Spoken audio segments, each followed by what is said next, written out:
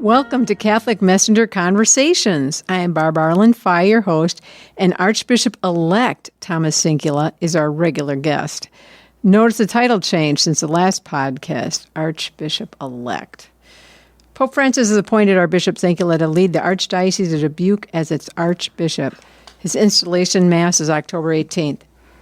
Bishop, when did you learn about your appointment?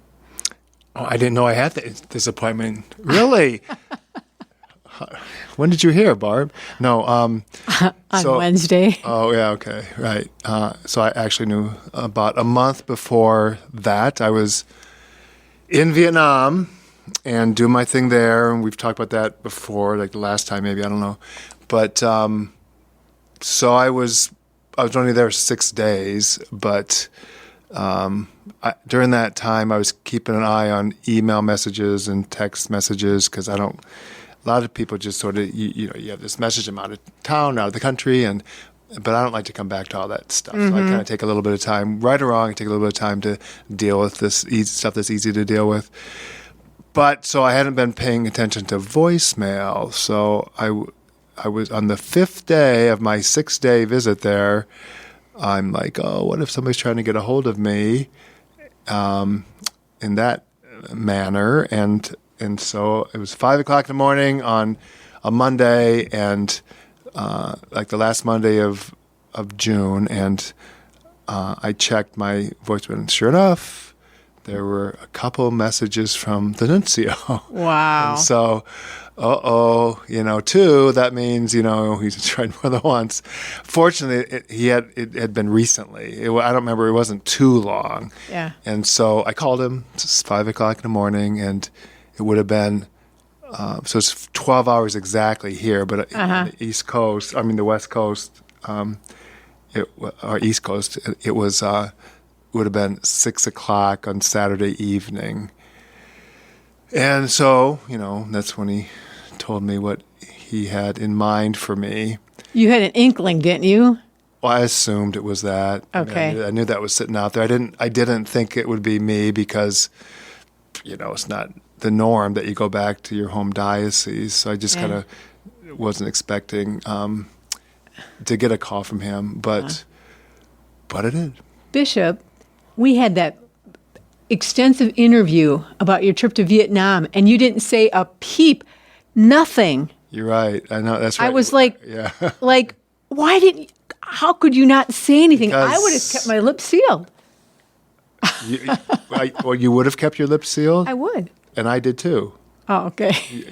So because it's like, this is strictly confidential and pontifical secret, and, so I wonder why that is. Why is it a pontifical secret? Because it just needs to be. It needs to come out at the right time, and everybody hears it at the same time. And, it just needs to be. Okay. So I didn't tell anybody until, I don't know, Monday of last week. It was announced on Wednesday. I didn't tell anybody until Monday. Right. Not that I didn't, well, first of all, it is secret, Yeah. But then people needed to know, certain people that are going to have to deal with this thing there are going to be questions and things and that. So I did tell a few people, just 3 or 4 on Monday. But the other thing is, not that I didn't trust people with that information. First of all, it is pontifical secret. But even apart from that, I almost said things a couple times, without even thinking about we're going to do this thing, and I'm not going to be here, Something without even intending to, right. Feel confidence, and we've all done it, that sort of thing before. So it's not even, leaving allow for that possibility. So I didn't tell anybody until, you're right. No, I had it on my mind for a month. It was a long month. Usually it's maybe a couple weeks before they have a press conference, but because of the nuncio schedule, he wanted to be at that time, and so, which is fine. It's just that it was a long month. That's all I know. So, I'm wondering, what was your reaction? You kind of had an inkling, but then he said it's you. So what? Well, inkling, that 5 minutes before I call him. Right. So it's like, well, Yeah. So I don't know. I mean, were you excited? well, I just need to process. It's like on Wednesday, when it was announced in Dubuque, there's this press conference and everything, and I came back here. And when I told those people, a couple people Monday morning, before that Wednesday announcement, they're quiet. They don't know what to say. It's like you have to think about it a little bit. Right. So I'd gone through that processing for a month. Uh-huh. So then I'm okay. Here's what these people are going to have to do the same thing. Uh-huh. Just sort of like I just lay it out there, and I just might as well just disappear. I did. I had to go do something. Well, Ragbri, we left. Yeah, that was a good way to disappear. It was just as well just to be away because without me being there, people running me, it's awkward. They don't know what to say. So that was kind of a similar thing for me. It just takes a while to sort of let it sink in and process. Okay, well, that means then this is going to happen and that's going to happen and whatever. But it's your hometown. It's kind of exciting, kind of home nostalgic, diocese. home diocese, I should say. Yeah. I mean, that's when I started thinking about it. Well, that's cool. I'll go back and reconnect with these people that I was there for 27 years as a priest. Right. Yeah. So this has become home. Dubuque or Davenport has become home over these 6 years, definitely, and I've come to know and love this diocesan community. But I do know those people there, and if I'm going to go anywhere, right. It's a lot easier to go back there than starting fresh in some brand new diocese or anybody. And we were here to teach you how to be a bishop, right? Yeah, right. So, it's like, my first parish as a pastor, or parishes in this rural area. I have a warm spot in my heart there. And also my first assignment after I was ordained as a parochial vicar, my first parish. Those are special times. Yeah. So that's how I feel about things here.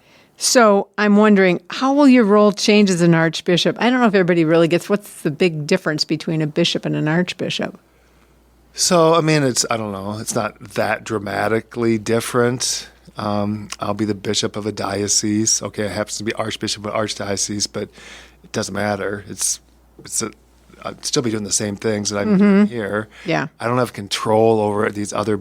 So there's a province. Yeah. Right. So there's the province of Iowa, and then there's the United States Conference of Catholic Bishops. So there's the nationwide thing. But then there's regions within the Conference of Catholic Bishops. Ours is Region 9, Nebraska, Missouri, Kansas, and Iowa.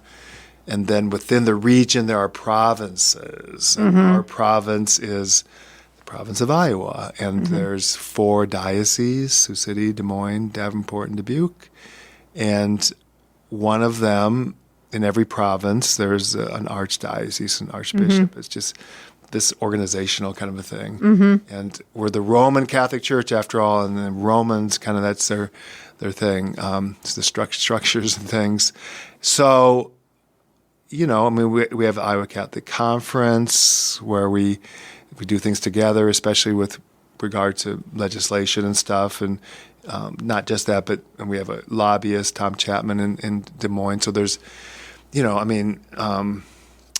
so I play a role as first among equals, or somebody needs to be that's what I wondered. Yeah, somebody needs to kind of bring people together, and there's certain canonical things the Archbishop does. Like one new thing is this thing Vos Estis, which is with regard to if a bishop is accused of abuse. Yes. And so, if that happens, then the metropolitan, the Archbishop, deals with that. Okay. So there's one example. So it's not a...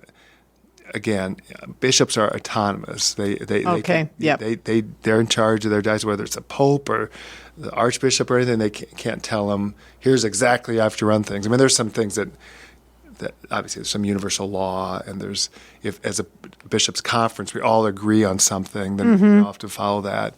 But mostly it's like things that don't come up very often. Okay. Like for instance, if this diocese, if there's not a new bishop, hopefully there will be, but if there wasn't before the Chrism Mass or ordinations. You would be serving. Somebody would need, okay. well, the Metropolitan would either do it himself or provide a bishop Right. to come, because those are things, you need a bishop, right? And there's no bishop here. If it's a diocesan administrator, then which would be a priest normally. So, it's just things like that, or the metropolitan, the archbishop is kind of just overseeing things and dealing with certain things. So, for instance, if let's say, and I don't think this will happen, but what if we did not have a bishop in place when we had an ordination to the priesthood? Then would you come and do the ordination? Or somebody. I mean, it Okay, has to be somebody. bishops, but I would. Okay. Probably I would be the one who's figures that out, right? I mean, who else is going to figure it out? The diocesan administrator isn't going to go to what's that place where you find workers? The vineyard? No, I'm just kidding. No. There's that thing that's out there that you can use. That they help you find. Oh yeah. What is that thing called? The Iowa Workforce Development, No, or not that. There's some more general. There's a more general one. Anyway, it doesn't matter. Okay. Whatever it is. Yeah. But things like that. Okay. So then I'm wondering too. So your role won't affect your relationship with your brother bishops in Iowa. They'll just say, hey, they won't even change what they call you, will they? Because they probably don't call you. No, not really. It should. I mean, it doesn't really. I mean, maybe, I don't know, when we have our meetings, we have a meeting always after the Iowa Catholic Conference meeting, which is twice a year. And so you don't set the agenda? I don't know. I can't remember how we do that. I think we have one of the bishops is kind of.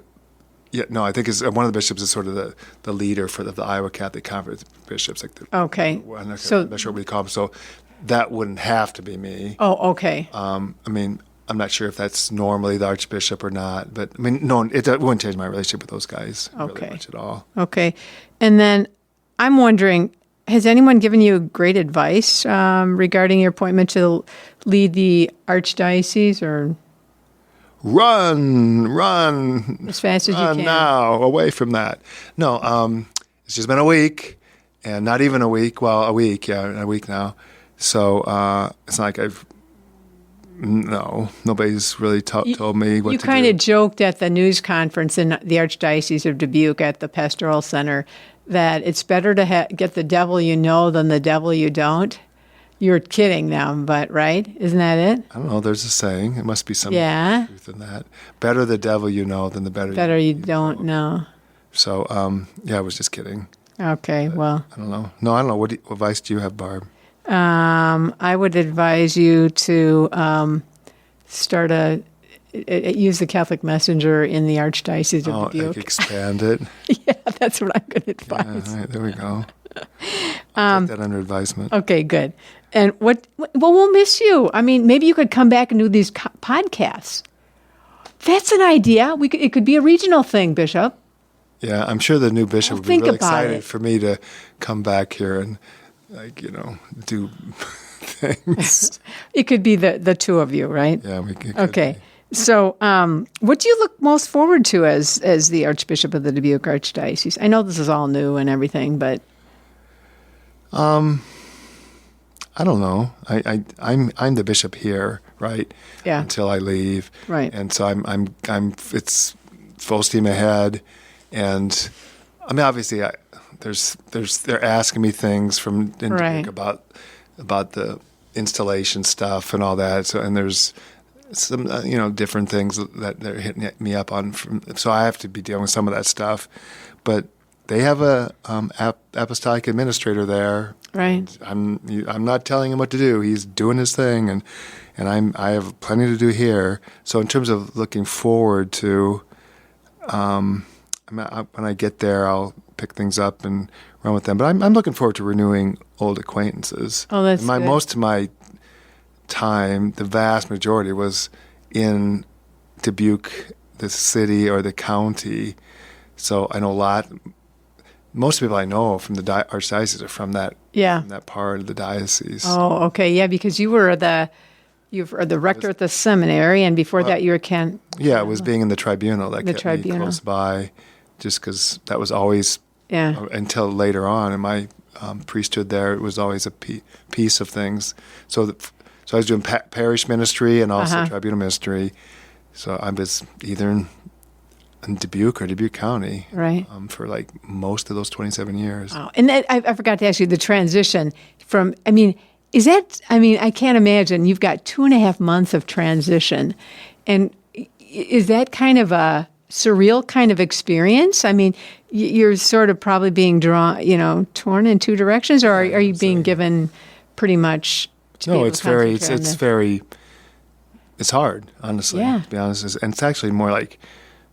It's like 1 week short of 3 months. Yeah. So it's 2 3/4 months, whatever.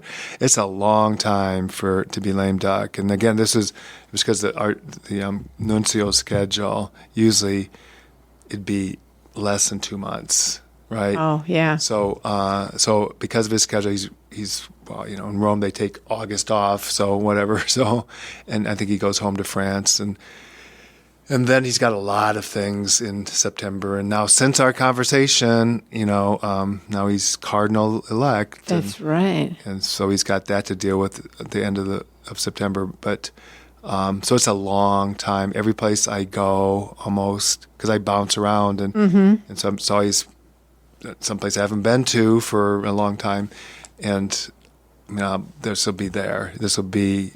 there'll be something I'm there for, whatever it might be, in a parish or wherever I am, and I don't want but then this is going to be there too, and I don't want this to take away from, like I installed a new pastor, first-time pastor on Sunday, and it's like, gosh, and I know it's on their minds, and before Mass people are saying things, and it's like I don't want to take away from this other thing, whatever it might be, and plus I don't. Oh, that's a good point. I don't want.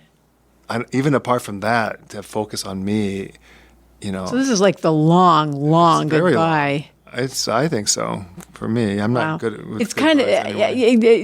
Are you thinking? I mean, okay, so you had to wait a month before you could release this information. Now you got to rate. Like, is God testing you or what? I must have messed up along the way. That's right. Is that part of your? Punishing me. Part of your purgatory sentence there, maybe? I don't know. I guess. So I'm wondering, what lessons have you learned as our bishop of the Diocese of Davenport that you think will help you in your role as the Archbishop in Dubuque? I mean, I don't know. I was saying that people here taught me how to be a bishop, which is true. I mean, I wouldn't have been ready to be the Archbishop. I won't be ready in 2.5 months, whatever it's going to be, to be the Archbishop either. But even less so when I was ordained a bishop 6 years ago. It just takes a while to get a feel for that role, and so I know how to be bishop now, and there's lots more I can learn, and always will have things to learn about all that, and I can always do it better, obviously, but I have more of a sense of it's not, I don't think about it anymore. It's just, this is who I am. So that's a huge thing, and just the kind of basic things, and just going to bishop conference meetings and that whole getting used to that whole different world. Now people treat you different and stuff, and so and just the day-to-day things. I've been around the block 6 years now, so that's really helpful. But more specifically, I've been reflecting on that a little bit. I'll reflect more on it as it gets closer to the end point. But I mean, how in terms of my leadership style, I'm and partly because of the synod, just trying to listen to people more, and I don't have to come up with every idea. I have limitations, in terms of my experience and knowledge and wisdom and all that. So I think one thing that's been good here in terms of kind of how I view things, it's helped me to move forward in a good way, is to, like somebody has an idea, like for example, Laudato Si, Kent Ferris wants to do something with that. Yeah. Great. I maybe would have, I would have wanted to do something anyway, but for him to kind of get excited about and take the lead, and it's his department, so he should, rather than me. But and then kind of where he wants to go with that, and so sometimes when somebody has some idea, it's like no, because that's stupid, Right. But if it's a good thing, or more, it's something. Oh yeah, it's good, but then kind of where exactly they want to go with it. Maybe it's like no, let's go this other direction, or maybe it's like boy, that's a good idea. I wouldn't have come up with that on my own. So just a lot of the things that we've been doing, So you it's kind of a mold them. consultative. It's kind of a collaborative, consultative sort of a thing. And like, hey, let's do this, and then okay, well, and I play my role as my leadership role is to kind of try to sort out which is the best way to go and challenge, maybe a little bit lovingly in different instances, and just sort of so it's not all on my shoulders, right? Right. And there's people that have great ideas out there, and working with them and sorting things out, and be open to the Spirit leading us somewhere. That's the difference between secular and spiritual, right? Yeah. It's being open to the Spirit as opposed to maybe what a leader in business would do. Or but Christian leader could be that way Right. in business, It wouldn't be as explicit though. Right. It'd be more behind the scenes, because church and state and all that. But yeah, I don't always know where to go with things, and I don't always, have all the best ideas and everything. There's other people that do as well, and then and be open to Spirit. But I think we need to be careful about open to Spirit. That means what does that I can mean? go wherever I want Right. to go with things because the Spirit is leading exactly. me there. So how do That you can be discern dangerous. that in community then, or whether the Spirit is calling? No, I mean there's an art to it, I think, and there's principles and communal discernment, and there's people write on that and stuff. And I think with the synodal stuff, hopefully that becomes more part of how we operate as church. And being attuned to God, Yeah, acting in our lives. Of course, ultimately. Yeah. But also besides that, listening to each other. Because that's what I was kind of getting at. Kind of what I'm just talking about is basically synodal stuff. Yeah. And listening to each other, encountering, being open to each other's ideas, listening, dialogue, discerning together, and then walking together, moving together in direction that the Spirit is leading us. Right. That's great. I appreciate that. So I know that evangelization, going out to the peripheries, has been an emphasis for you in the Diocese of Davenport. What are your plans to move that forward in the Archdiocese of Dubuque? You see yourself taking some? Yeah, I mean, it is important. It's not just my thing. It's Pope Francis' thing. It was Pope John Paul's thing, right? The second. So it's not this, and it's always been something that we do. Yeah. So there's like the new evangelization and everything these Exactly. days. But so, I mean, for me to go in there and the first week or month or even longer than that, just say, okay, here's what we're going to do, you guys. And it would go against everything I just said. Right. So, I mean, I need to figure out where they're at with things. Exactly. And I was there 27 years, and I've only been away for 6 years, but it's been 6 years. Right. And there's things that have happened over those 6 years. And plus, when I left, I was a rector of the seminary. I wasn't, involved in that sort of at that Right. level. As Episcopal vicar before the rector position, that I've been more, closely collaborating with the Archbishop. But now I need to kind of, what's going on here, and what are the gifts that people have? What are the things that they're focused on, and do this communal discernment.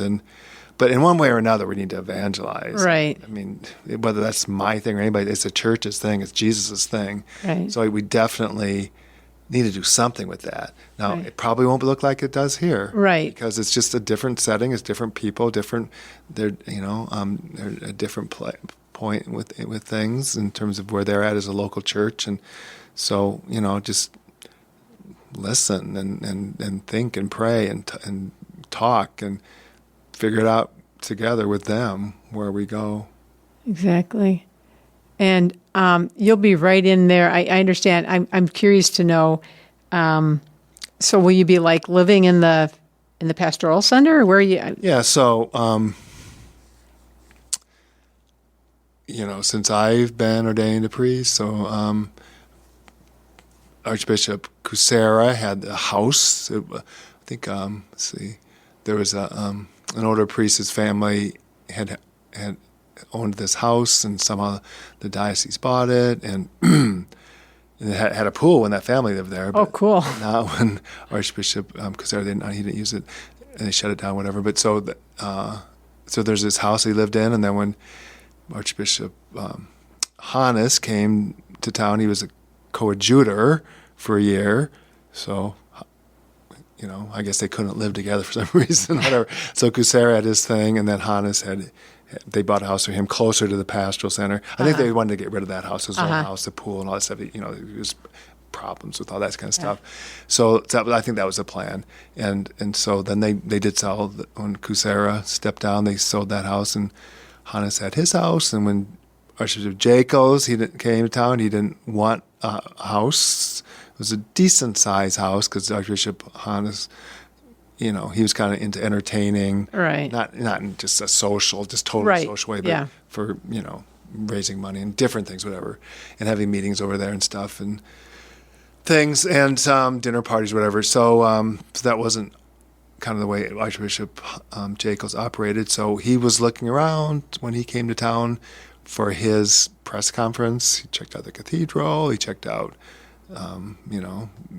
different options, a couple of different options, including the seminary, which is the other half of the chancery. So okay. There. Okay. So then he decided he would, and then they had this space kind of that was there that he could use, and they'd fix it up. So that's what happened. And then when I was there, and I'd been in those quarters a few times, but not to really, not to kind of hang out, and not thinking I might be living there someday. So when I was there for the press conference, beforehand, I got there a little bit early. I think it was before or else after. Bishop Pates, the apostolic administrator, showed me around, and he talked it through, and I told him then, this is fine. This is a nice place. And there's drawbacks, there's pros and cons. You're living where you work and everything, and it's not like you can get away. There's a seminary kind of, around you. But I think Archbishop Jacobs wanted to live more in a communal setting. So you can, tap into that as much or little as you want. Yeah. I was a rector there. I lived there for 3 years already. Yeah. Not in that same apartment, but another one upstairs. So I know that world. And there'll be times, I'll like to, there's a Super Bowl, right? Yeah. So they'll be, watching the Super Bowl in this community room, television room downstairs, and, have somebody to watch the Super Bowl. Yeah. So that, or great. Meals or prayer, I can just tap into that. Oh, that's great. I want. That's awesome. Okay, Bishop, I can't resist, as you know. Are you going to take your bike to Dubuque? And are you going to do RAGBRAI with us next year? As a spiritual leader of the province, you could do that. Yeah, I could. What do you think? Lots of things. Why wouldn't I take my bike with me? The first thing I bought after college was a bike. That's right. So it'd be kind of weird to just leave I might leave my canoe behind, my one person, because I haven't been using it much. I might give that to a couple priests, that canoe, and then I could maybe borrow it, the rare occasion I want to use it. So I might leave that behind, but my bike, it's pretty easy to transport. And so I'll for sure be bringing my bike. And in terms of RAGBRAI, I don't know. How was RAGBRAI this year? This year on Friday, so I don't know. I'm kind of, But Saturday you coasted. Saturday was good, yeah. But there's still these scars from I've been scarred by Friday, so Your ego was scarred. No, no, we did finish. We did finish, but it was not pretty. But I don't know, RAGBRAI. Who knows? Yeah. It's whatever. We'll probably be bugging you anyway at some point. Yeah. So, well, good. We still have a couple more months of podcasts. Yeah. So cool is that? Yeah, I think that's really cool, right? Isn't it cool for you too? It's like hard to sleep the night before these podcasts. That's all I know. Thanks, Bishop. You're welcome. We'll see you next month then, right? Yep. Okay. Thank you.